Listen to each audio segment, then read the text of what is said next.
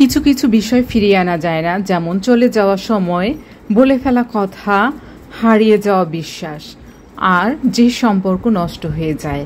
কিন্তু সিঙ্গারা সেটা তো বারবার জীবনে ফিরে আসে, স্কুল, কলেজ, বিশ্ববিদ্যালয়, টং দোকানে এবং আড্ডাতে, মজার মজার গল্পতে সিঙ্গারার তুলনা নেই।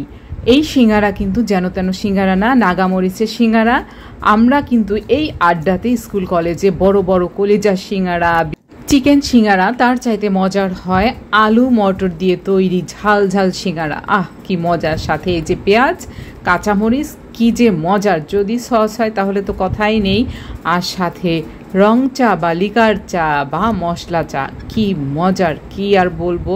তো কে কে পছন্দ করেন সিঙ্গারা বলবেন অবশ্যই, কারণ সিঙ্গারা পছন্দ করে না এমন খুব কম লোকজন আছেন। আমার তো খুবই পছন্দ, তো আমি সিঙ্গারা বেশ নিয়েছি আজ। আর আমার মতো এরকম ফ্রুত ফ্রুত করে চা খেতে কে কে পছন্দ করেন? বেশ শব্দ করে করে চা খাওয়ার মজা কিন্তু আলাদা। শব্দটা নিশ্চয়ই করতে হবে, কারণ ঝাল ঝাল সিঙ্গারার সাথে অটোমেটিক কিন্তু শব্দটা চলে আসে। শব্দটা অবশ্যই করবেন, না হলে কিন্তু মজা পাবেন না। একটুখানি সিঙ্গারা মুখে দেবেন, আর সাথে এরকম কাঁচামরিচ হাতে নিয়ে টস করে একটা কামড় দিয়ে খানিকটা নিয়ে সিঙ্গারার সাথে চিবিয়ে চিবিয়ে খাবেন। কি মজা!